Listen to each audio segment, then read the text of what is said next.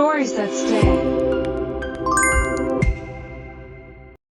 राजस्थान के एक छोटे कस्बे बूंदी में एक पुरानी कोठी थी, ठाकुर हवेली, जो पिछले 40 सालों से वीरान पड़ी थी। लोग कहते थे कि वहां रात में किसी महिला के रोने की आवाज आती है, खिड़कियां अपने आप खुलती बंद होती हैं और कभी कभी तो धुंधली परछाइयां नजर आती हैं। कोई पास भी नहीं फटकता था। अन्वेषा अपने रिसर्च प्रोजेक्ट के लिए बूंदी आई थी। लोक कथाओं, खोए इतिहास और रहस्यमय स्थानों पर उसकी दिलचस्पी उसे हमेशा खींचती थी। होटल के रिसेप्शन पर ही उसने कोठी के बारे में सुना। मैडम, ठाकुर हवेली की तरफ मत जाना, वहां कुछ सही नहीं है, रिसेप्शनिस्ट ने डरते हुए कहा। लेकिन अन्वेषा के लिए यह चेतावनी नहीं, बल्कि निमंत्रण थी। अगली सुबह वो कैमरा, नोटबुक और एक टॉर्च लेकर कोठी के दरवाजे पर पहुंची। जंग लगे लोहे के गेट को धक्का दिया तो कर्कश आवाज गूंज उठी।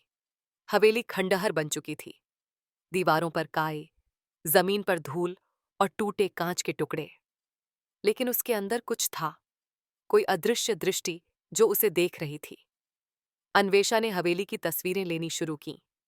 तभी उसे एक पुराना संदूक दिखा, लकड़ी का, जिस पर 1911 रुक्मिणी देवी लिखा था। संदूक में एक पुराना लहंगा, एक चिट्ठी और एक कांच का टूटा हुआ कंगन मिला। चिट्ठी पर लिखा था, अगर कोई ये पढ़ रहा है तो जान लो, मेरा कातिल आजाद घूम रहा है। मेरा वजूद इस हवेली में अब भी कैद है। मुझे न्याय दो। अन्वेषा कांप गई। ये कोई कहानी नहीं थी, ये किसी की सच्ची पीड़ा थी।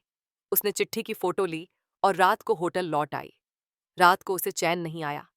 अगली सुबह उसने विवेक राणा से मुलाकात की, जो स्थानीय पत्रकार था और कोठी पर पहले भी कुछ रिपोर्ट कर चुका था।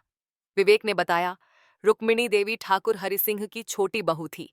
कहते हैं उसकी मौत पानी के हौद में डूबने से हुई थी, लेकिन उसकी लाश कभी नहीं मिली। ठाकुर साहब ने खुद कह दिया था कि वो घर छोड़ गई है, लेकिन दादी सा कहती हैं वो मरी नहीं थी, उसे मारा गया था। अब दोनों इस रहस्य को सुलझाने की ठान चुके थे। गांव की सबसे बुजुर्ग महिला जनकबाई, जो अब 92 साल की थीं, कभी ठाकुर हवेली में नौकरानी थीं। उनसे मिलने पर उन्होंने कांपती आवाज में कहा, रुक्मिणी बाई सा सीधी थी, पर घर की बड़ी बहू को वो फूटी आंख नहीं सुहाती थी। ठाकुर हरिसिंह दोनों के बीच में फंसा रहता।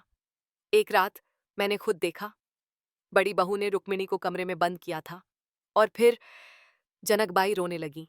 अगली सुबह कहा गया कि रुक्मिणी भाग गई, लेकिन मैं जानती हूं, वो रात ही उसकी आखिरी थी।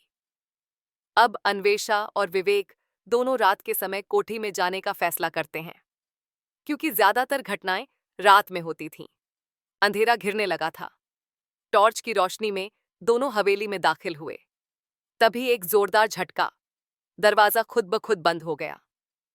अंदर अचानक तापमान गिरने लगा। सीढ़ियों से चलते हुए उन्हें ऊपर के कमरे में वही संदूक मिला, लेकिन इस बार खुला हुआ, और उसमें से एक नीला धुआं उठ रहा था। एक आवाज गूंजी, मैं यहां हूं। अन्वेषा और विवेक दोनों चौंक गए। टॉर्च की रोशनी हिल रही थी। तभी दीवार पर खून से लिखा दिखाई दिया, मुझे इंसाफ दो। अगली सुबह विवेक ने तहसील कार्यालय से पुराने रजिस्टर मंगवाए। उन्हें पता चला, रुक्मिणी देवी की मृत्यु का कोई आधिकारिक रिकॉर्ड नहीं था। न कोई अंतिम संस्कार, न मृत्यु प्रमाण पत्र। फिर एक झटका लगा। रुक्मिणी की बड़ी बहन शशिकला आज भी जयपुर में जीवित थी, जो 80 के करीब थी। शशिकला से मिलने पर उसने सच बताया। रुक्मिणी को जबरन शादी में धकेला गया था। वो कभी खुश नहीं थी। बड़ी बहू सावित्री ने उसे जहर देकर मारा और फिर लाश को हवेली के पुराने कुएं में डाल दिया था, लेकिन किसी ने उस पर सवाल नहीं उठाए।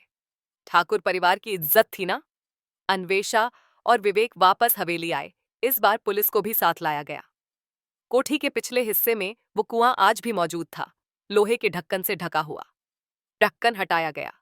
अंदर गहरी बदबू और हड्डियों के अवशेष मिले, साथ ही एक सोने की नथ और वही टूटा हुआ कंगन जो चिट्ठी में जिक्र था।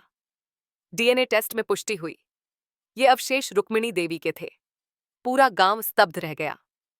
एक सप्ताह बाद कोठी के बाहर पंडित बुलाए गए। रुक्मिणी का विधिवत अंतिम संस्कार किया गया। पूरा गांव इकट्ठा हुआ।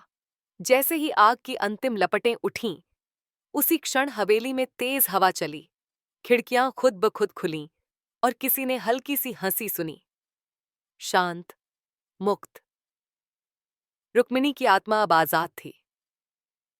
अन्वेषा ने अपने ब्लॉग में पूरी कहानी लिखी, कोठी का रहस्य, जब आत्मा ने खुद इंसाफ मांगा, और वो वायरल हो गया।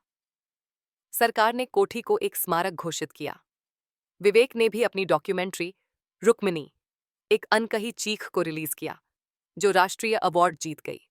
जहां कभी खौफ और मौत का साया था, आज वहां सच्चाई और न्याय की मिसाल खड़ी थी। Please like, share, and subscribe our channel for more interesting stories.